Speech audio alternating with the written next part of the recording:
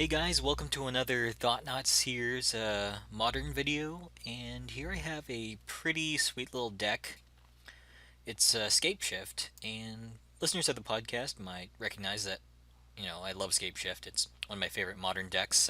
Not very good in modern right now, it's a tad slow for the metagame, but I saw this really interesting list played by Sam Pardee in a Channel Fireball video. I decided to kind of improve upon it. You see, the sort of default build for Scapeshift has been 3 Scapeshifts, 4 Bring to Lights, and then a splash either white or black. And the version that he was playing was splashing white. I actually have this list right here, and it's splashing Wrath of God, and and to be able to get with Bring to Light, and it also has the Madcap Experiment into Platinum Empyrean combo.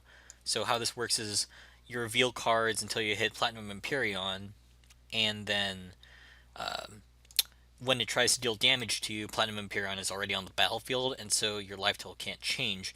Because this is a 4 mana sorcery, you can get it with a Bring to Life 4 just like you can with Scapeshift, and this can show up a lot of very bad aggressive matchups like Burn, Infect, and such. Not Infect. Infect's the one that it doesn't do. I meant to say Death's Shadow.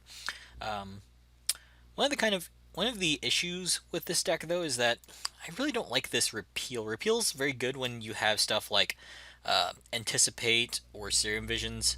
You just have a ton of card draw to try finding Scapeshift in more of a rug version. But one of the reasons I actually prefer this Black Splash is because of Maelstrom Pulse. It's uh, in that video series, Sam Pardee was playing against some decks like Sun and Moon that have Nahiris, and he had to bring to light up a cryptic command because he had no other way of dealing with them. And one of the very big draws to splashing black instead of white in the Scapeshift list is you have this main deck way of dealing with problematic permanents like that. And instead of Wrath of God, we have Damnation.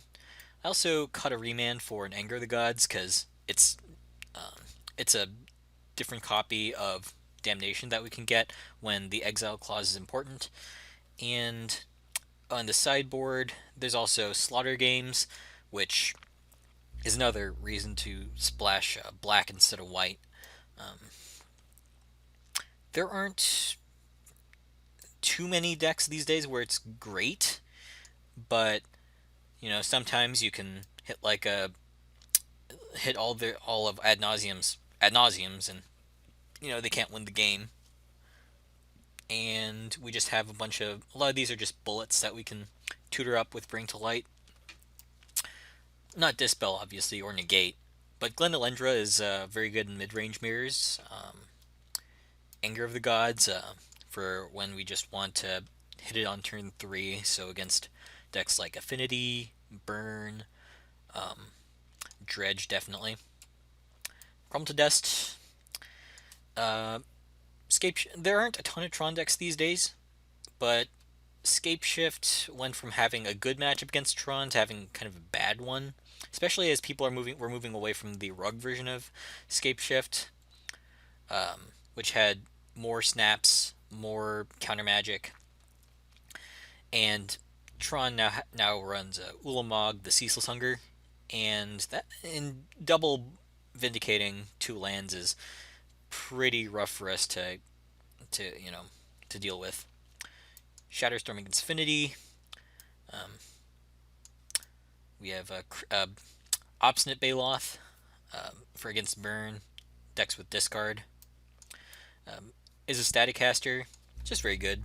It can deal with tokens. It can deal with the X1s out of Affinity.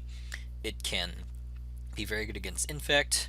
And 1 copy of Engineer Explosives, which is just a good card against decks with random permanents in them. And you can use it to blow up a bunch of Blood Moons too, if you wanted to. So yeah, I'm pretty excited to try this deck out. It's been a while since I've really played some Scapeshift in Modern, so it'll be kind of a learning experience for all of us. And and the mana base is kind of standard. You have 1 Cinderglade, 4 Shocklands, and a basic mountain. So it has the usual 10 mountains to fetch up with Valakut's, and yeah, and the usual 4 fetch lands, 5, 6, 7 basics. So yeah, let's go ahead and try this out and see you guys in round 1.